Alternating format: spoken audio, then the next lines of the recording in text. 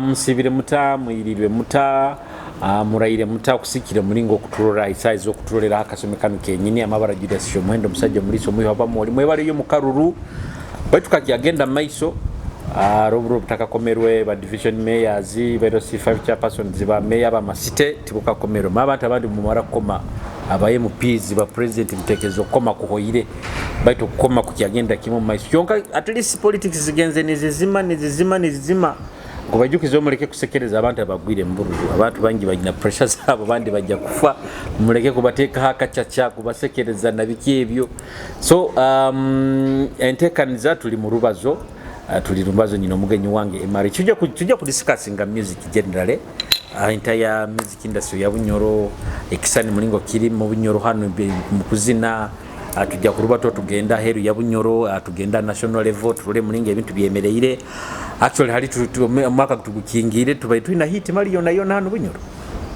twataina kizina kirakyo kurura kiri kyamani but I think even in na Uganda yona bayiraha ebizina bityo ari ebizina eba moderate birawo bityo bitaina anti something shoka generally nibye bibayiro hebyo ari niyo tugamba katugende ne so ati ramuki haba kutrola abatambike tugandiraho abakutola inywena kubaramukya muno kubanza kubatabaruki omwako muhyaka hamuno oguhoyire ogutabaire gwangu muno mwebale gumaraho naguno guyaka tugutandikire nkusaba mukama ruhanga sobole kubakulembera agubali base agubarabye mukurungi amabara Richie kakande omwana nzaro ya hanu artist wa hanu businessman wa hanu kyonkambe singire Buganda Kampala semerere muno kusanga hati ni hao Richie ibitu bino bikaire mbya music obikenga bibairemu myaka ngati bunkubale myaka eri active ndakatandikire ku recording music yange nkanyo kuba nkatandikira mu Animal Club yabananga ya Mega twali tuli na DJ Mega Mix DJ Kiss Boy abamunyikaire kubarora baitu Mega maintaining we nabwire bunaro cyo twali tukyali bana bato muno tukora karaoke calling pub which nkabandi amanga the star performers nyowe omugenzi Kefa mwesigwa Jesse 28 nabandi bona nkwalawo kyonga abantu 28 biro numurura mu art yasinga muno bi art yeah actually Jesse 28 alo amanga abazina bali talented muno mu Bunyoro hano muno actually ali amanga abazini bende greatinga kwa batapasuwingire music nka career yabo gitwaro maiso muno era buli mumwitira ntubaze kiteke buli mu murorambaza ni mugamba ekiteke kinduma muno abo kuba singa abantu bafunire chance kuhura Jesse a recording the music yayi eri professional kurungi he was a wonderful talent abo kuba Jesse yatutwaraga bomba ground zao nyono mugenzi Kefa mwesigwa natutwara mu vocal sessions nitutoka obire wekira abantu abamwe abana bagube iraro cyatwa twine ikintu kitukoraki ekitukurubirirwa nitutoka saa mukaga musanjuze ekintu tutoka tusobora kuhagora amaraka gana kyonka hati ito tukasobora kueyongera yo maiso muno kandi wati yasigara atakipashu ingire bait regardless kimanyira ke ina talent talentero omulembe gwanyogo music kaba Italia mani muno bwami kabaho ba Kefa iwe ba Jesse 28 baraha bandi akaba bizina bya mani byaraha ebizina bya roho muno twali tukyali bana bato by then nkaba ndi ningenda kumara senior fak actually haro ali twali tumalia senior fak kilo myaka bakyali active akikilo myaka na kiazina ali mu cards band then haro no photo akabarugire yoira akabali ali na Kampala ali best Kampala bokuba ya recording yaga mu Phenon atekizina keke no parking Steve Jean no ya recording ira Phenon Records Phenon netandika Steve Jean yakaruga mu AV1 Records ya mukasa so yakagaruka mu industrial area no yakoze ekizina kya no parking kyonka nakora na Capital ali productions manager no ali na voice ali no na voice over voice over artist wa Capital no yasinga gakoro burango bumwa Capital baito redaka bali ali Kampala kyoka kadis band ne ribata muno bwirobo niyo band yaro ya lesere ya how competition kabaina mabazini bayingi by the way ina muba Tita Bell ina muba John Kahwa kabaina mwabazina actually abaro abayine bizine byali biro bwirobo ni bihitinga by around 2005 2006 sao ero ekyali ya man then twina Van Boy Ayo bwiro wene kizina bakiyeta kiboyijere kiri kizina kyamani muno actually nabantu abandi bokubaza hali Van Boy basaba tamukenge kizina kindi kibya ifokere ibara bamanyire kiboyijere so Van Boy actually bungarukayo abokuba nyowenga bibimuli byange ebimuli mbigabani kyali mu mezo kwati imparana abantu bana bamanyire timparana abazina abakusinga bampikiriho Kampala ni bayijabwe even when I was still active nimba yamba nimbagamba kino alikiri so General Van Boy ono kinkusa kubagamba niwe yalesere breakthrough ya music ya bunyoro hano kuba abana abali best hano kuba appreciated white hano itaka hano abo kuba riyale ombizina butugamba kale akikiromyo katumutwake kamutemteke hali arugeo baitu bokugaruka kunu na igime kalete atugiheho na igime baitu hano tugamba ante kimiziki hane kikura hano alisola yemereye akutero muziki akaba Van abo kuba nyijuka Van Boy akahavinga concert etaro muzini wa Kampala etaro ngo balesereki akoli ni paba eri Van Boy yali nwagi headlining abantu bakwayo baruga buli hamuhona bakora bayija abantu babaho so ekintu ekyo omuntu ogo toyina kumurabya mama oyina kumuhereza kitinisa kiyaye he was one of the founding fathers abalese music yano okuba nyowe abwakini mbanza kuhawe already tukatuli bestinga mu Buganda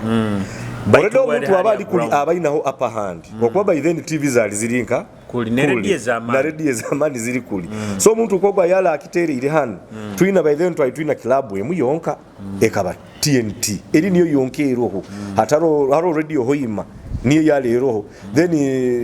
LBS kaija hanyuma baitu haro radio hoima baitu yasobora kukora hit yali basira ma regions boundaries za bunyoro hano omuntu ogwe ina kumuhitinisa ata nkabiro ati tinja kubiha engeri na nyowe ndi mwana wa hano baitu ngira business interest mbika rubingi ati kununkira kwijja buyija bonda anta murozera ali mukikaro kyonekyo okusemerwamu tinsa kubiya kumanya abaka abana abantu bandi bakire ibintu binu babirugamu akabro kunka Jesse 28 Jesse 28 umura music era ata jet disappointment si support ati for Jesse 28 ekintu kinkusa kugamba first of all ekintu kimbanza kugamba abantu entertainment industry eri field eri very stressing nkoka kihura very stressing nkigamba muno nabana bona bora abano yenda kutahira music otaina kurungi backing hand kuli enyuma ijo manyiro ogenda kwijja kutoba abana bengi abantu akusinga bakutekereza abazini obakugenda mu rehab agire mu rehab nja ibiki abandi stress but ati Jesse 28 tinja mutwaro ka ulse waka bali multi talented already he was multitasking ngugu akaba amanyire ati amanyireki so kino kikuba kiremere kino kisoba ko nyowe ngenda kugamba Julius nkaba kyo kimuna artist Kampala tobere kuruka 2001 musical tobere nkoka kihura kana ina music enungi ya recording aka mu Dream Studios zao ya Firebase ali bakoleraga hagenda haija abazini abana abo bali basatu Grace Nachimera Gatimo na Paragon batere kizina kyani yakumanyi ekizina eki bakakireka kiri mu studio mu Good Enough tiba akifao ate kizina eki batakifireho Edino yagambira abana bane kizina kino bakirekere kiri mu myezi mukaga kizina kitera kiri mu myezi mukaga bakirekere yakirezaho DJ ogo ya DJ waliyo na Island bamweta DJ Future ati bine bitukubaza boraba abali myaka ya 12 kugenda kala igure kizina basaba takimanya baita anya kumanyi njagala da asula muyenga Kitara naka Gatimo na Paragon wire bono bali USA bakamara bagenda nabibya abatwaire nibiyebe bimwe bitugenda ku discussinga atabana babatere naka AD niwe mukama wa Good Enough aya heading ngangoni obu yagenzera ke DJ Future ya Kitara Halido Beach niyo yarobwiro bagamba runo ruyimba ali ni haba DJ abandi batandikire kukisaba ekizina kyafoka hiti abana bano batateire mu mani gona batamanyire kiki bakozere kizina correct kufoka hit ekizina byateire buli hantu hona eventually kizina kya radio kale kizina kihitinga radio zikisera kiyonga ne kisera ne mpaka ne kifuna na muno capital no bolibozi niro otesa kuzara baitu kiyonka bwe huro we right no hansi kuli nikitera ekakutera nkarora heja ezara wire kizina kya digi ekyangoni na moshi pata music pata na wani kiyongo bamazire kuhura kiri buli hamu hona birwe buharo nkokula bwire bunaro Abrams collections of ebyengoyi bwire otwalina Kagame's boutique ali Wilson Road niho buli muntu weno wamandi ya shopping twali tulo tuchiringiro just twagenda ogo bundi ntumaliraho obwire twagenda kula capital nectar batali baba kitwaireyo bakieseluli bangoni nabo bakaterekeza actually bakabaho for some time bakabaho ngoni bakabaho since from 2006 bakitwara mpaka 2013 bakabaho so hati all artist of yaro Roseras nirakoze kibyangira abana bote batayire mu man baitu batayire hite ibatarwanisize eyo kikamutwara mu depression tinja mubaze ibara hayiraka cyamutwara mu depression yagena mu rehab ko yakoraki bamukolera buli kimu kyona yale makuta abandi batekereza nja ikandi atanywa mwenge yanywaga akakoka depression eyo yonka yamara kumutera actually na depression indesing kinte kisinga ku depressing abazina bakusinga buli wagenda mu studio akakola ekizina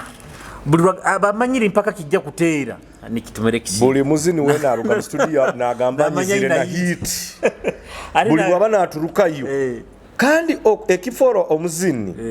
omanyira abana Babirobinu bo bakuta mu music akwijja kurura katugambe Figo West atire kizina kiyaye bambukingira ali milioni 5 zinga ali nonu wakwijja akwijja inspiration eriyo na manya nicyo kyenyine ekyo ito twali nturuga hanu hoyima okuba nyowe mpondeire muno mu bigere by'omugenzi kefogo at some point bakabanza bateka ku mistake yandagira twinanga nawo Ruganda abo kwa twalizibambe ali mukama ya mutwalire twayikaraga muno hamu abo haki ngwaraga Julius wadoka kwize oga abantu aheroko nyo abantu abakusinga baruga hoyima naizira Kampala nasira Richie ni mubereraho ni mubana accommodation pakara rajwa ira pakara ragarukira abo kuba kefa twayikaga Kampala alista Julius omuntu atabayiroho akarora kefa nkuyali star because aho wenyini niho kwenda actually to discussing omuntu atarozere kefa nkuyali star because kefa nyobusumi obo ntahondera kurunga story myaka kabataka gikire kurunga moto but at least ebizina bye bikaba bikushinga biri byorujungu bati norani bitera yes kefa ali muntu ayayijaga na akurora oiziro baire muntu woli hano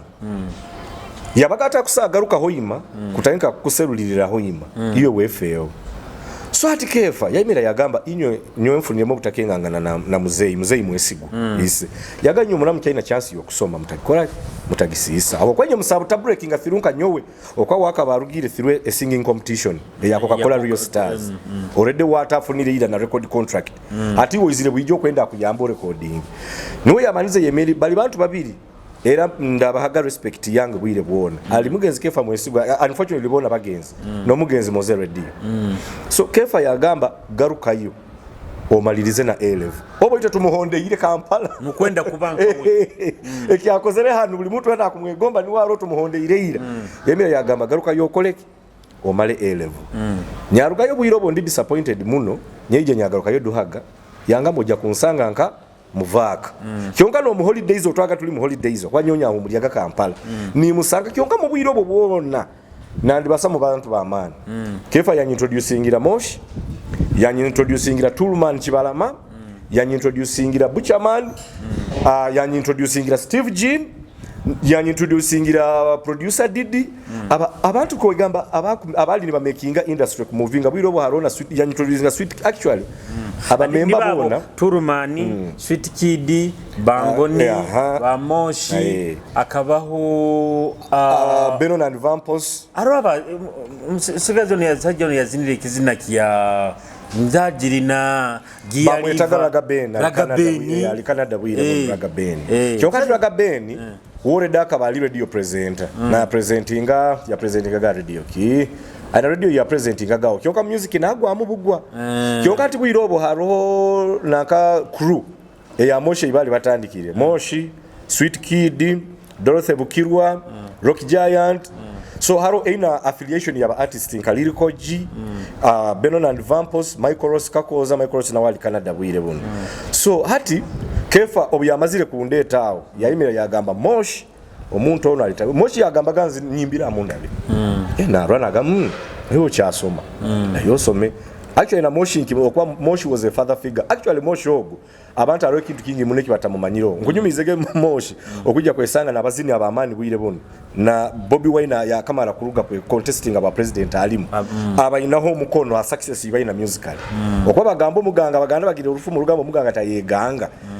Mosha asakwata succeedingire kuli baitu aina omukono gwa mani muno hali muzina ali successful bwire buno akaliya yabo so Moshi niwo muntu arakugambira ekintu kiende kyange baitu ojja kugwa nakyo ora otagenda iki akugambira so eme yagamba we tulite tulina we tulaga so unfortunately obwire butasobole kumara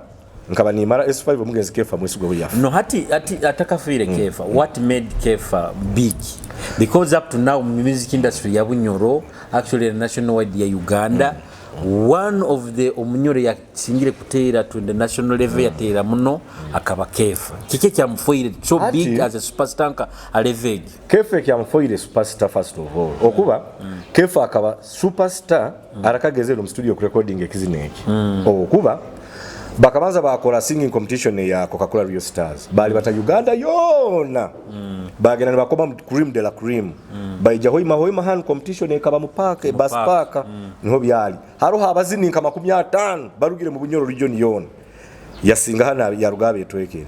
bagaruka Kampala yasanga abandi barugire mu region ezindi na barugiye muri region ezindi yabetweka kuyihamu cream eyabana 18 ataba campingire nibo batandika kuzina nibagera bazina ga capital so ejo nikibasha competition izo za Coca-Cola zikamu ato already zikazimazire kumuteka level eyo so obuyamazire kandi azisingire yaba national champion wa naka competition ezo akawininga contract na Coca-Cola eyo recording mu Galo Records South Africa already akabamazire correct already ina na background eyo so ato omuntu already kito kiko kimaze kumuha mileage eyo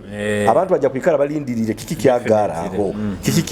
aho nikyo kura nekizina kya ikyo kwanza iki kya baketa Betterman ali na Moshi ali kya izira abantu akaba already baine iroho nibagamba when is he releasing his first single tugeule Kefa kazinaona nanka na onomus guy yazinaga na breakinga bamutawata Aro Michael Ross akazinaona Michael Ross unfortunately baina single yona they didn't collaborate together abo kandi ekikuhuniriza ebizine byasingisize Kefa wa Rio Star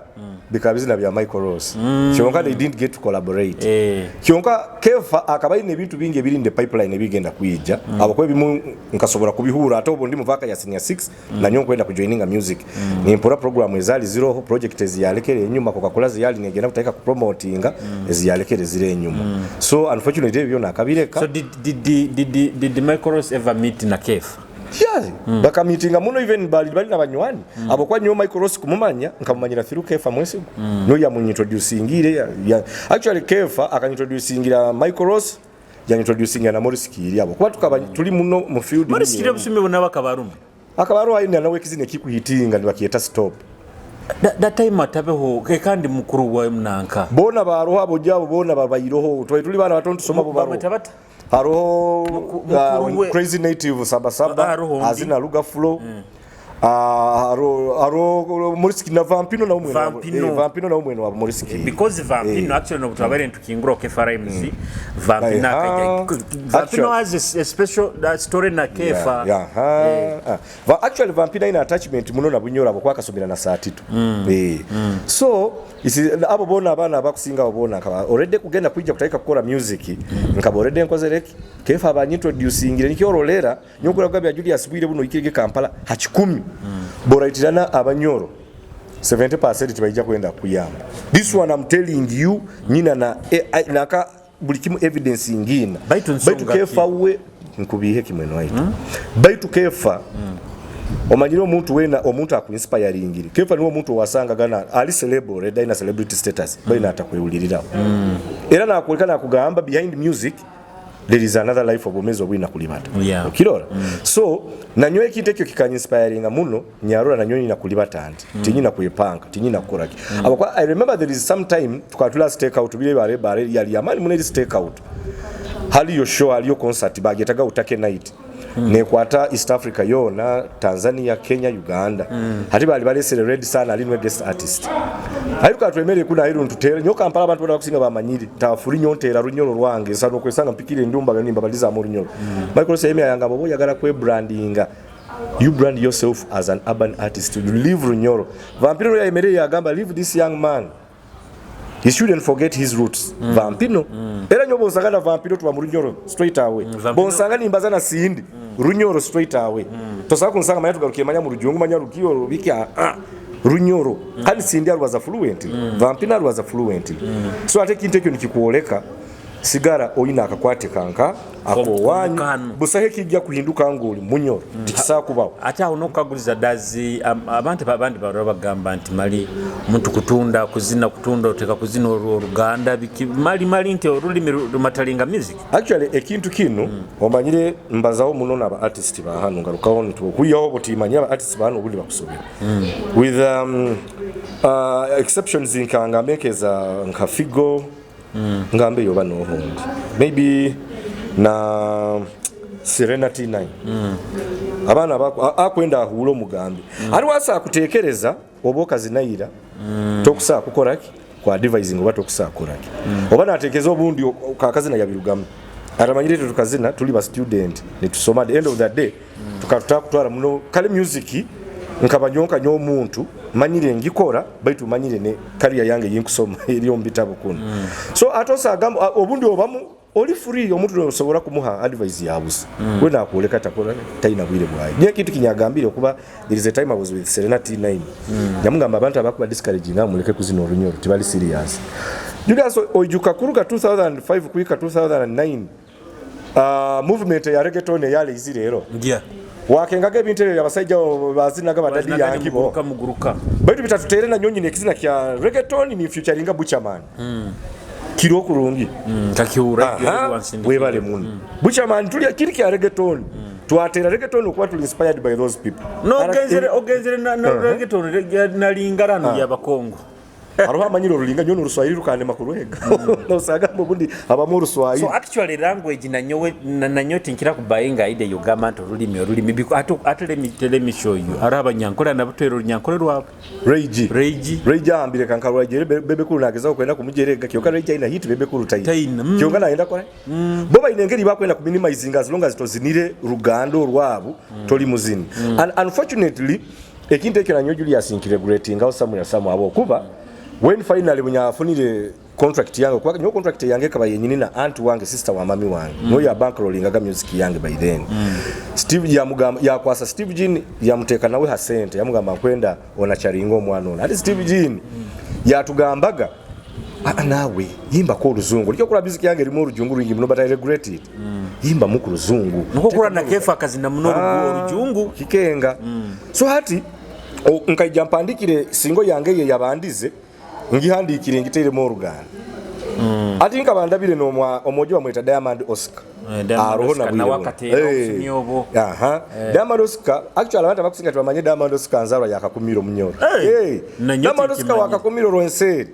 kakumira masa abana baliyo kubabandi babulira kurungi muno era na Diamond Oscar butwesanga Runyoro tibiri mu bya Ruganda banyabikera kyo kimu araba njo bawuniye bagamba Oscar nawo ve kandi epas bahaga epas na epas we kandi we muto epas we muto Morris Kiria Munyoro na wa Munyoro abo bona banyoro bona Runyoro barumanye bona ba crazy native ba Drake bona Runyoro barumanye abana baboko ni babulire bona barumanyire kurungi Runyoro era iwe bosanga Morris mubalizo Runyoro ajya kwa muno na attention osakwaliza Morris Orujungu obali nakwematiriraho bari uraba mu Runyoro amaja ati nanka Steve Jean aka directing au kef Steve Jean aka managing no managing abokuba obarugire South Africa haroho bwiro omusajja ogo bamwetaga Kennedy Mutenyo no ya heading aga corporate marketing and corporate affairs za Coca-Cola Uganda yona so bamaze kuruga kule recording ati bamukwasa Steve Jean bwiro Steve Jean ya managing na Blue 3 nanti ne ogumba ijja kugiletera because Steve Jean akusana from the start yabaira ina idea ya international level abakwana bokuraba Bruce Lee ni batandika bakaburujungu muno yego yakane kirungi kyayi yarukukakaga na kwemereraho ni rukuyambaho atali kurukaka na kuleka abakwanyo badenyazini akaza kanga kakorujungu kandi niko nikandeta nyine kinyakafunire mu yakwekakaho gana atakuleka wagereka kwehura Steve Jean nikyo kurolera abantu boko ina management abakwayi wenyine oli manager nikyo kulaba artist ahero oko respecting amuno manager wao okwekera nyenkano werora TV ni bakutere norora radio robuli hamu baitu manyire manager akizana hata okurora nakaka rugaswangiza avenue no Irene Ntare Abazini bayinga barugira management ebintu nibyange definitely manager nwa amanyire nkakoraki nkairuka era omuntu wena ali mugezi amanya nyonkanga mu studio na video setup nibihuwa nimbi amani nyero ramfokere star tasaku iruka nanka tasobora we okuba na amanya kange kakula bahali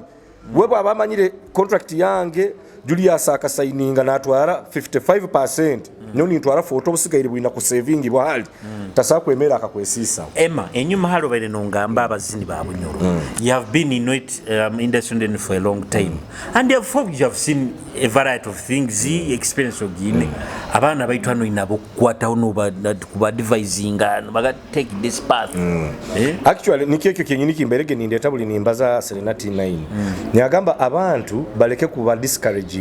the only formula is one kozesa producer omurungi kozesa video director omurungi nkimanyire akasente kasakwa katakumara kurungi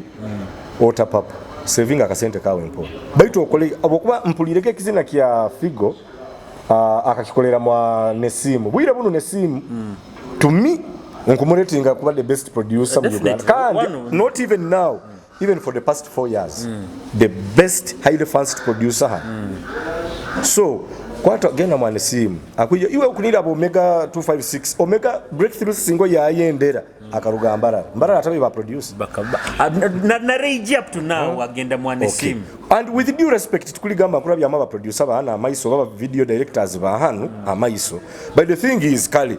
libata na producer wa hanu let him also borrow a leaf kuli amanye kine kintu kirikiti and kali omuntu akwenda kwega takaniza nkarura Matrix twanyumya and Matrix is a good producer kali Matrix bomo advisor hura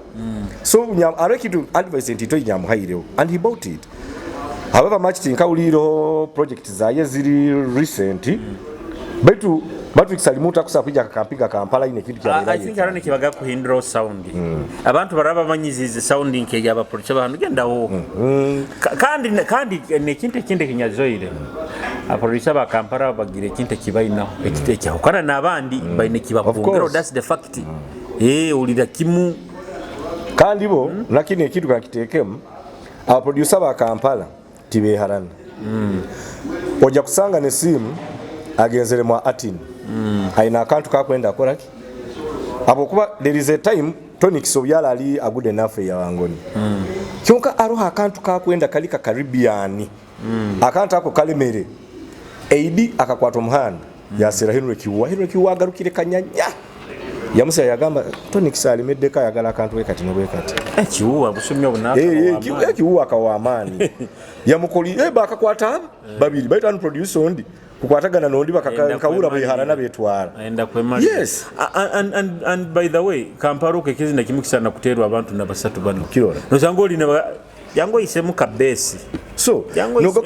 kandi kintu kigwana haba producer bonka including even naba artists abandi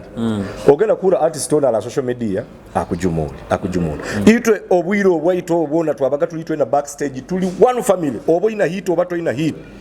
aina hit na ataina ali promising kufuna hit ituna tulikiteke era kandi abantu bona abayizire mu mbereyo ruhanga yabahoko obuhiti bayepanka bakagwa kubi muntu kandi bagenda kugwa nibasirimuka abe bali nibera bizaho kubi bali niba bayinaho hit ezikubalisiba njako example ntaswahire ya Rocky Giant Rocky Giant tukatwera tuli hajango beat crew Giant akaba wa man Rocky Giant yatera sheza ati bateka kumuhayaringa outside kuruga hakuru nogenda kusanga bwiro bo governors akaija Rocky Giant bamutwaire ku performing mu governor buma musanga gayi atanike no kunywa Red Bull omusanga Rocky Giant asano kugambe kigambo kaunirira okagamba ata okwama baraga ige nyine Fred ogata bwine Fred na ije so ato bwiro bwaikire by Rocky Giant akaba ebintu bitandikire kumukwata hata ebintu bikukwasiro werabize kubya Tonic ataina bwire buhiti hata agina bwire buno boreko kagaruka Tonic agya kuyamba iyo bo bayiroro kurungi oli haiguru kuli okay fora wa murabo buraba so ati Rocky Giant abantu bayirukira muga akaba badisingire no mbizina aina ikizina kibeta nani uya analeta makelele itwena akaba atujumire mu kutwala akuruniyemo atutwaliremo ati byaga kana kwendo buyambi nibo bum ataro haina bwire bwayi kandi ekitu kino abazini babwire buno nyokwera bwa Julius ekitu kino kigamba abantu tukabwire obo tuli bana bato akaba ataro Instagram ataro Facebook ataro WhatsApp ataro ekitu kigiona biki hakaba haro MySpace kandi MySpace nayo gigenda oli artist ali enlightened muno bwiro kugenda ku accessinga internet haro internet cafes internet cafe ne kucharginga every 15 minutes buli bwiro bwo maziro ne kucharginga sente zo taxa ngaroga email za Yahoo so hati kugenda kweteka YouTube honka na YouTube kabitaka no saku hati no alinya izire kabe izire kyonka no saku sibe kilo kiona no tasaksidinga ku uploadinga yo mulimo gwa nkwenda bana barole Mungu Bagara abo kwa baina at disposal ebikuba yambaho bingi muno kizina okyabaga kimaze kuturuka producer kitwaire ahanda sound yona kitestingire buli hamuhono atakwesera kugambire kintu kiwoire ijogenda orolekyo ati notandikira nkakiru basi ati nogenda mutasa kafero hari batera tape akandi tape no banza no kiteka hasidi nka 10 no mara kiteka hasidi 20 no kirekera abana bona bo computer hansao oina timu y'abana aba no gamba tuli bateke yombeko tukimale kuba mutasao no buli kintu kitandikira muri muntu hugwa atandikira go white film no bana hati bu amaraga baina kukolera bakule bolingire buli copy ya CD yo ina Oteo Sanyu FM Capital FM Beat FM KFM Simba Oteo ezo zone zetoro ile msite center atofuna akaboda ogende radio ha radio hari bora ika okwatwa atandika kaitwena hasanyo kwa niyo yabanza gakuba mu center ruguru hali a speaker naka bagetaga Crane Towers no tandikiraho no ika bora mukaba warakuyamboka sanga productions naka manager a music director aro ni muikarani mukiulirizamo ni bakiteka abuzinda robotito twina kuteka akizinda besi ya manera mubuzabuza ni bakihura ni warugega bakugambiro bakirazi no batikyazini aho no mara no katemba no rumba mu kiseminti ali beat yali na capital no rugoko no genda na muwongo KFM no rugoko no garuka kunu nakasero no genda beat no rugayo no genda bukoto naka ogenzera bukoto ogenzera Simba no wetoro but ati bwire buno bano akazina kakuturuka ogenda kuroli nakugamba this is my new tool nakasimba no gamba Babirobinu mwana kuturukia akazina akubataka kiri na mshudi na kwatanka kakiripo coming soon na tekati na kahereza abana na gaki mukikwijja abantu bayikara bali bamanyira areki na tekati kitoka abantu batandika kora challenge ni fokera uhiti ite ekyamani hate kyaro hati bunkuba ngambire in relation nako ko gambira kakilipo bwire wakaro WBS TV atu wagendaga no sasura na ka production team ni bajani baba shooting ya video yao ekyamani muno ni babaho ni bakukwata ni bakukapcharinga bali babikopera MTV kandi ijuka ukisasulire ni bayija ni bakateka bwiro wo haro program bagi etaga Showtime magazine ero muskini wamweta Dorini Kayongo hati nawe ina kumuroramu niko eyo airinge na kiteka ona akiha ubwire dakika 5 so and so's video shoot wait for it coming soon atitwe konika kaba hoga nako kasasulire nikyo kulera itwe buli alitwa akolera ge bitu bya itebi kandi nkanyowe ka privileged okwanya kulagomba producer ba mai by then Steve Gini ya charging ke mitwara baita aliwa amani emitwara 5 ya bwire obu na bwire buna ba producer ba muba ku charging 2 Steve Gini ali yabayireho Dream Studio takaizi ekabero Dream Studio niyo bandizeho niyo yabandizeho actually Bobi Wine byamazire kutera Kagoma mwenu wabu yahura naka ogo edi yahura Bobi Wine amazire koraki aina hit oreda ka basomere sound engineering mu Netherlands so ato ya rose mwenu waba breaking through musically yagamba kandete studio nkozese mwenu waitu nka flagship artist promoting studio nikeke ya inspiring no kuleta Dream Studios so Dream Studios ekaba alongside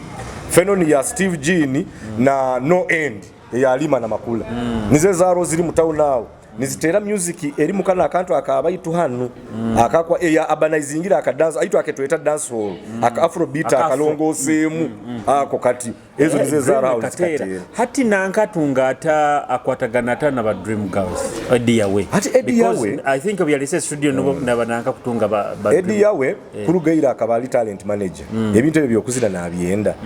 hati Eddie Yawe wayija na Dream Studios ekwasireyo ati nko okugalulira abantu yatekaho that singing competition ya hiring manager Emma Carlos Emakalos bwiro wakaba ali amanga pano ya Bapama Awards bwiro witu alitwazinira haro Pama Awards bwiro just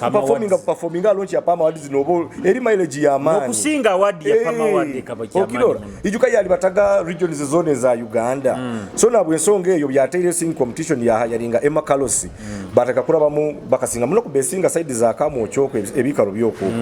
so nuko yarugire mu yajanaki na ba dream girls zabo yasobora kubateka akarabamu muno yaletaga ba artist ba amani none baba hapano nuko kuyama baba Leila Kayonda abo nkubali bona group yabo eyo ya dream girls nkubali so not only even that akabaina na ba artist abandi beyaga offer nabakwatana ati abantu abakusinga tubamanyire sizamana akaba Firebase sizamana akabanza Firebase haliyo jaja nana hali aba artist bayingi bona bana nakaona yazimire kikompola Master Parrot so abo bona bali under the guidance of Eddie yabo ne ba recordinga na ba maintaininga na ba nacharinga mpako bakafoke kibafoke abo kwa Eddie yawe akakwataona muno Bobby wali wakabayizire na azina baita taina direction Eddie yawe yamugamba no ekintu kinu kinakora kulibata kitina kiti kandi no mara yogana degree yawe makerere so nikyo kuri Bobby Wine muina akasoma kana succeed hatibo tugaruka hano ha music yaitu ya hano bunyoro bikibyo kurora because apparently tukiya struggling tukikiriza bokura regions ezindi zo zikutuleka bokura busoga bokura akole yokatugireke bokura katuleka baitu ekingsa kugamba kiri tinkwanda kwandaratinga muno hano challenges ezo za hano kuba tugarukire okuba tukaba tuli mu set of mode hale nyonyi enyonyi ekora taking off kyonka ati hagati yaho between 2023 2024 no mwako gohiro timanyire kikieki yaizire kandi kyamara kyabaho honestly speaking nkujja kubera honest tukatulika Kampala lo munywani wange ize DJ bamweta DJ live yemya yagamba ha oyimeyo mulina yo wakabi wabakabi bamwe yabaza ba artist basatu yabaza afigo yayongera yabaza hakurasha kurasha akabayine kizine kikoraki ekiku trending ebirebi noraga DJ akajja bujja kutera kuno baitu yabantu bakoraki but bwire buno timanyira bwake ekite kyali a take off mode bwire buno kandi kyakozere mukiti kandi bono waka ebintu emirimo bagina abazini ba hano ati timanyire marketing strategy zabo zikadropping amo bazikakoraki baitu bakabatali tugambe kirinke kyokuwa amani kuba yikaire notere bizina maybe nora ati omuntu ahoira amani nuwo muntu atakiyagende akimuno mu studio ya givingira yabyeganye baitu omuntu alana akeranye ekyakala najja mu studio okurura kandi akwe promoting a social media meaning tigaka muhoyi hata tinkumanya kakyaka iziremu abo kuba obuyire ekizine kikaire ikairo kiroho kimbaire nimpura matugange ngahura kibere kizina kya Jovikeila kind of which nakyo it is an anthem ya club yes it is an anthem wabukuba honestly nokagwizege music ya Jovikeila with due respect to you Jovikeila manyire kya Kitara ngyo kyonke kizina kinkumanya kandi obo nakyo nikipraisinga club already AI establishing ile so tinkusa kugamba obakiki ekibaira hao obakiki ngambe enta kandi obutukuba nabo tugarukireyo muno nabo side za nkoloko nabo ekintu kino tuwa tukitunuli obangambe kankitwale kankigeneralizing music yetu yona mu Uganda yona oba einengeri yenankanankiremu abako tugatandikire Kampala mu bwangu biro ntugenda Kampala butukula Joshua Baraka ohonda achamwire muna yateka hembera ya amani muno kandi nabo Joshua Baraka yes noranti abukubali muna heru ate tugenda ankole stilo kwijja kuihayo Omega aba see you tonight oyongero heyo na rage so orole region zaitu kwigamba tinkwenda kugamba hanu honka bunyoro nyunkuru generally Uganda yona ekintu kinengeri abo kwabo tugenda tukakoma yona hitters bayirezo mwako guhira atizira ekisododo ogera kuyuza abantu music with due respect naka nabe munywani wange but with due respect ekibaire hao mahogo ni guhwa baita tikigenze nikizima ekya temensingo kapeke ya no kale nkumuhe bimuli byaite mensinga kizina kibayiroho kibayiroho mwako gogona kind of which aizire hamulembe gwa abazini abakuzina ni basegura wena azine bizina byaye biri kache biki wakasoma ekintu kyaye kaina kukora kaina kukwata yo yaye branding enjwara ye biki exactly tabanze kusegura tabanze kuhemura tabanze koraki kyongano role bizina byaye bikora actually is one of the standout performers nyowe abankura obwiri buna abaro atagenda kubanza agenda segule ijukati itwe nkaitwa aba artist already oijanka iwe Julius ojwaire ojwaira kantu kawo nyumyono ga stage omukaze kikwijja kumuongera mileage yayi obunku wangu gambire nka Gloria Bugi aina kuoleka ebintu bya tena na kuoleka already kikozere mileage kana to majire tuli mulembe ala abantu bende bisisikaye bwara ijaka ikora ati kuli abantu bagabo akwato busani burubata aizidinga so ngwena kugambia bokwa no ati tokusa kumbia Gloria Bugi ali mu limelight aba music ekyo kubombihire mu niko I think niko yagendere yakora na ka plastic surgery nyuma akuyongera ati tukole tuta abokuba aroho abantu bandi bakira ngira muri amakira za internet nibagamba nti abana ba hano banyoro bayinakora collabs na ba Kampala nuko zibatunde iwe tukole tuta tupulinge nka ekyo kiri very okay 100%. Ati album yange yonogina kimanyire yonogira biri mugabagire view yes ebizina bintai now futures biri bizina nkabisatu nka collaborating na Butcherman nya collaborating na Vampino nya collaborating na Navio nya collaborating na Mr Mosh nya collaborating na Nikinola nya collaborating na Jamal Waswa ogano to mention but a few batu ekizina nkunya kale osakwija ruhanga kakuyamba music bita bintu bye mirundi 3 osakuba just obaire lake muno guli mugisa ruhanga na kuyamba osakukozesa hard work eriya mani muno ruhanga nawo still nakoraki na kuyamba osakuba just olawo abantu no just likeable character no just likeable character naho no rabirawo so ekintu kinkusagezaho kugamba kiri kintu kiti omuntu bogenda okaija already okakura no artist al established kijja kuongera mileage ya amani togenda kuruga kuno rugire kuli okubogire mu studio no by the way na Kim Julius kan kugambira nacho ki frustrating amuna ba upcoming artist organize producer ku ile mtwaro kinani video director ya kuyo milioni 8 ngamuro mu sikyogo bamwetaga Danura na atoka na Daddy Andre Daddy Andre amuyimire ekizina ati waka bamanyire Daddy Andre baramuhe ekizina ajja kumubereraho bakiri base bakole omusyogo tinuwo mumanya kaba wakasesa kaba wangasa sinkumanya kurungia kaba wanka but that story really trended for some time wamanyire Daddy Andre baramuhe ekizina akwija amuhonde Daddy Andre akamuga ubwange gukanganga mu studio so omwisikina ro bitu mutalibani ize takumanya meeting oha TV eti hanundolo oha ebyo tabimanya oridikani nekizina no kiura kiri kirungi yeikara ya dibano mulimo so ati boko collaborating na artist ono murugira ansi kurungi mukwatagana kurungi akakuyamba akakugamba akakorantina anti trust me to give you my akayamba ono kuposhi yes no kupoza ati boba produce akakwa expose mu fan base ye akakuteka na social media handles zaye kikwa kikuyambira so tero ate omegata zile na sindi so kwato muhanda ekizina buna bakipushinga kwato muhanda borano yenda ku succeeding am field eno ebya pride ojja kubinaga arubaje kwato muhanda ogende Kampala we artist wala kugamba ojja kumpa akakadde kamu borama lozini otaswara leka kugamba akunyepankira uzimuhe omale kuzimuha okira hitinga nuwara akutozaga wenga ajaka kwena agenda concert na kugawo oli tugende bwaraba muhere milioni 2 mpaka akira enkaga jagiko because actually I was told ekizina nkekiya omusheshe Spice Danobi ya Rosere ni hitting no speaking yana nika performing but initially akawataina na nkaya so iwe genda kandi kikukuongereraho kimu ija Kampala kampinga yo oina target artist wao wokwenda bebe cool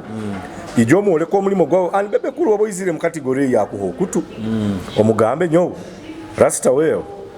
okaikuru wange buno na obusaka mbuyina mbere nyano ntero hakavazi baita abana baitu hano basente bazine music so kale baba banze bagende balime bikaije bakole kibasoroza kasente because booking zizabu cyari usanga ziri mu sente butito actually tikiriki hano honga kiri na kya Kampala hono abakogera no sanga artist kana ina nekizine kiri trending no kya booking ile mtwaro 15 imagine yes kyoke kizine kyogenda kifora hit yakiteiremu almost akivestingiremu ka 8M abo kuba abazina abandi benshingire kubaza banaga Julius music is business tensa kuteeka miliyoni tugeze nka 20 ntakusa kuzihamu of course so bayi tukionka kinkusa kugamba boku bwizire Kampala ba artist abali talented Kampala baro nomyano mugamba mbade nsaba yo kavazi no mutera ona iwo mulimo gwawo okula music it is just a feeling nyobu chamani bwiro obo kugenda collaborating nawe akabaina 2 mega hits lwachite mu matira abachala mwe mwagala ki acha akabaina isatu aina nekinde kyala ina na ngoni nakupenda sana 2 mega hits kyonko twayikire yahurao just kusampling tukaba kamo cha center business center yahurao beat yimega yagambo ndo kai producer chi yanga bamwita ino ekiwuwa twambukeyo yagaruka mu Kelvin kyayao ya mamuvuga mu Kelvin nivuga ka 10 katota 10 nitwambuka ya no end obyayikire yakihulire yabanza yatukama romo jwa mwita junior terrible niwe yagaruka abayire na wala ahero akana vocalist afire bass bagaruka yali obaba kakozesa buntu bwabukya obuntu akukenga abalima na makula ni wabweto obuntu yagaruka yagamba producer anteka yeri yagendayo mu booth from nowhere yantere irohoki vaz kugenda kura yanteraho na intro sekizina kyarugaye so iwe hikahali togenda bagamba ali ebihire aine nkunu ali ebihire togenda kwikaro ikalire hanu ngo kuina talent oni hire artist ajya kuruga kula kwizira omutitu gwimukira kinyonye nikiye kigwimukira so genda ambarara sera aba artist bo kufata yes fata music kuba kufata oiro I think obana abantu baitanu ba aroho one bisakwa bintu nkabibiri ekyo kubanza kwematiza kuhika akarorante hana kiteirali wa amani agamba ati nkozereki nyo kansigale na kanu ati kande yo na yeri kansa ya amani kali ya wise abo kuba you don't have to settle for the little that you have already achieved oteira akahito otandikire kulaba abantu okubajuma okukora ki okujwale Babirobinu nkebya welding agenda kokya welding abantu batakukenge nkofira zili nseri kuito kwenda bakuroli aho kwita so nekiti by that no kuona tutakayikire yo nekite kimukino tukibalizoga kati ito Julius ito itwenyine abanyoro buturaye gakumanyangu tuina kwebereramu yes nkwenda kugambira Richie akakinga kajibajeta kacheka kacheka steady yatera shock kuruganye enjura yagwa people we had to withstand that rain babaye bari nkwenda kugambira mbayire hano hoima nyarura artist ba hana benta abaze hamabara kandi bayikayireho for a while bakoze the show akoloping gardens abantu bali kunu haiguru kuna amabaraga ali neighboring ni banywa bunywa batasambire yokuli ekyo mbara tikisa kubaye radio byala ina concert Kampala bus zone abantu batekaho gaziri globes nziza busa bayisa abantu baniziba yarukunjiri niziba yantunga mu kubaleta misi yes bari nyokwenda kugambira I have been a victim of my fellow tribe mates nimutirana hano nimutesa na kugamba tuitirane Kampala na kuhane namba yesimu no hiko ikira reception no muterera yanga kukwata simu kiro kimwaro unyaterira tamanyire mpikirira office yaye a communications house obwire bwenyini buyanga ambiri nyareka kumuterera atamanyire nkumurora kuli muka transparent na kamera yakwata simu yagikora hati ngiye yarora kutera yagigara atamanyire nkumurora kyonke kya musaize muno omu abakumugwira hamulimo gwaro nkabansomere nawe isomero lya Lifao likarugana fortune primary bagetaho ima parents akaba oji wange akasanga naija nandura nanyekanga nagamba akanyakorora kabuli mu red paper amwa uri ati vi atebye kuzino isana wabirugire ota hanka oizire kora nibo ni murabiramu bumurabiramu ya nagamba nagaba ita abantu bano yaganyo mpaka ngena kumekinga show ikireyo baro nyakire ohikire keira atamanyire mkozereke muboine keira ati kandi nabo twayikire mazire kumurora still yasigala na frustrating yamalira atanyambire hati nabantu baitu benyini hanu hati nondi wenyini nkogambire gabamu bakusinga kwenda abanyoro batayambire bamu kamera ba akole kitu mu kamera abakwa nyina role yange playinga a team yaitu Kitara ninyo ata chairman wa bahagizi na business zone ziri mu diaspora study within hand akwasaga na buli mutwe no kwenda kitu yone kikwata Kitara biki abo bona bayikira nyo Kampala kwenda club regali yanke bijozi obabo ko biki bona mara kusema ina kandi ko kwenda kwa club kuteka mu nsao ya club abo bona bakira kulabira alinyo hato gowe tukaba tulimu executive naka ndachivubo niturompira gwa URA we akamara kundora ha status seri noyera kakubaza ebigambo bingi muno ngyakola kitinge nako yabaza bingi yangamba atonsale onse obiro bwayikire mpikire yo bibi yabazora okubakura ba club president ba club vice president baba yali atako bibaliza hali okubakwenda kwa otwamaze tuyikire kuli kandi kigenda kumara mu amani omuntu osangire kula omuganda I want to tell you nyowe Kitara nsingire gitunda mu bantu abatali banyoro kuganda nyorro omuntu akulemeiro nkwe njagala omujozi gwa Kitara alina muganda na yenda beona attachment okwa timu akagenda bwenda akarulengonzeza abantu bayinira timu eyo okirora but I want to assure you abantu abasingire kuwenda muno idea yo kwenda Kitara abe converting bakoka kwaga timu ya Kitara babiri baganda na tribes batali bayintu abantu abahana kibasa abana baitu hanu ite titwehagira titweyendeza omuntu wakwarugire yana akantu kakakwenda kukora kuteka idale erindi abantu banu bakumutera butera bokuro omuzino ndi alesi akazi na yabo befora bazini iyo akinoga omuntu akwefora omuntu asoboire kugenda mu studio yaruga mu comfort zone ya yezora yagamba talent ingina kandi bokwa no mujerega bujerega otyo tobayire murungi muhema ile jeyo asobole kwikiririza mu yotani nyunkwe naga okwansomera ebitabu byange I have an MBA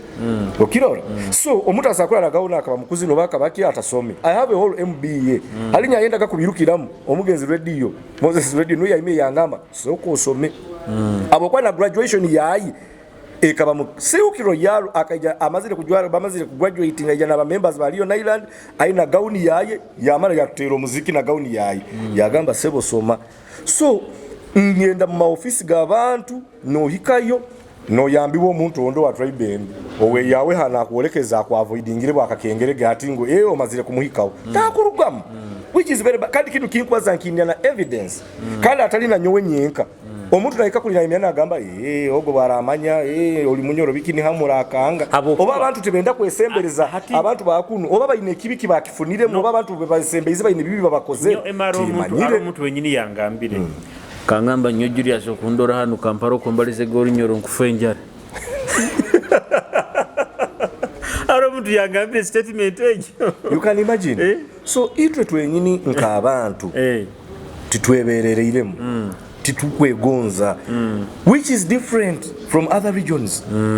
kuli okurura omunyankole bwahika buhika akahura okubaza orunyoro agamba onu mu western akuyenda bajyo bokura kubaza instead no runyoro rwawo rwanyini rwokubaza ola ajja kutaika kukwihara no webuzabuza nyonyi no mojo omu mu rugwara tukatwina some eating place itwaro ngamusanga nabaza urulimi rwabo oko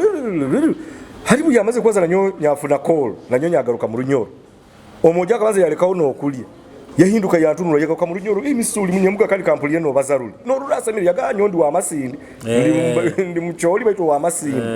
no rura kandi akisemerere iro tayina munyoro alawo baito sango munyoro mutayi wawo kampani akwija kwenda akuraiye bosanga abayisiki kandi abana bayegere kwesiga heki gita aja kugamba amuhafu nyaru hafu munyoro kwenda tumalire tusembe bigaidi kusembayo so seberere muno Julius omulimo guno gurungi muno one of the many probably the biggest TV blogger hano twina vlogger nko mweyet hano mu bunyoro we bale kuli basa our social scene yaho imahano social sector ogiri basizo mulimo guli gurungi kandi abantu bakurura kandi bakwa appreciatinga kubasima inywena abanyoro batayibango ko inyuma oboli mu entertainment olinkahona twina kolera hama omwaka guli guyaka 2026 tugende tukole tweyambe we uplift each other abantu bakyali muno mukeri kya politics hati nazo zihoyire zibi life has to go on oboli politician watu li politician life has to go on so tubeho tweyendeze mutayiwa barabali nekikaro kya yawo kikora kiteiro no muhagiri otamujerega ngo kuba munyoro atayire kikaro kya yako efora genda yo muhagiri hoy manu bobaho hoy manu chakarama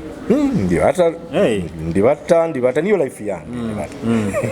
wadenta kyanywa kenge baitundi bata yes ebikarombi bamwe imekurakura ine oyima yamani muno okwijana abajwani bawe mu Kampala ni barole bale ziri kuno zitali different almost nezi balekereka na vibe eri hayo oyima na kyabarazo kusanga abantu bayikalire ni badigiri bora kabaga ura around jege tukoleka agantu ekirungi muno abantu tubeni lightning bamanye byaliyo kwenyuma nabandi bona basereho barole bakikiromye bona basere bakikiromye nkaba nawe buli ekirungi muno bona ababojo abo waitu bona ba Morisa abo basere kwa kutoza van boyogo adifoti manye batandikire nka atiti nja kubiya baitu kyonka itwa tuli muhoyi mahanta sakubona bona ba Jesse 28 bona batuzo taiti kusamufuna ate kikuba kirungi bajja kuwa actually bakwijja nabo kuhereza obuni nyone kinta kwayira bokuba nyonko haire muno party eri entertainment eri muno abani yes so obukwa kaliti obumezi bwange muno timbaire muno hano abutaka so babu basakuha version ya hanuka abutaka okwa nyone ya Animal Club tingi kuhaire akaro story ya Animal Club ne ya karaoke ya nanka nikyo kwa na megogwe bimuli bya yembi muhabulikiro akatuha foundation yokutandikiraho inuwe yatuyambire nokufuna confidence twayika mu maiso ngo omuntu ikira abantu bakwikiriza bakwa appreciate okwa banza ko bagano omuseza atandikira omuko barabata ku appreciatingire na halora agenda hona tibagenda ku appreciating bijja kulema so tukabanza kuba appreciated omuka abantu batuhagira bagamba hati kumayiminga mu mayimingire kinu mukikozere ebyanyu byadi alo twabwira abantu batusabire munno kandi twali twabereeyo obwiro abantu bayendezaga bahanu abo kwa twalina omuzeyi byakutaga bwire buno premier waitu hairoho calling paba waitu ayende agatwa accessing agenyuma kuli sound room nituganwa tutera aba DJ music no zina no kora kino toka agitutereiro nibatwendeza bwiro wali batage bikaronka bitano byona biro karaoke kandi abana bona ndibagaye bafunira kandi karaoke yatunda n'obusumi obo timanyira bwakibwire buno hoyima bokura arohe kivulu ekiriyo ikigwa ki headlining artist arugire kampani bakubata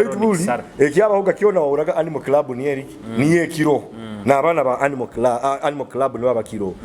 ovuiche kitekyo kiri kirungi oturakatandika kubaza ku appreciating a talent yaitu hano tukwijja genda hara muno kandi fortunately ebintu biri birungi bwire umuntu ina timu ibire zo mpire zikurugo waitu hano henye tuinaho Kitara tuinaho Buhimba Saints zona ziri za hano so bwire buli byali bitaro hebi tena na club yona ani kusamba mpiro gulawo so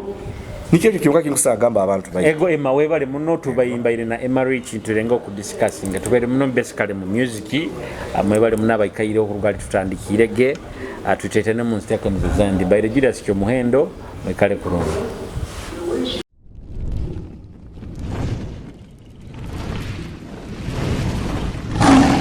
Kitara TV Kwegesa Kumanyisa.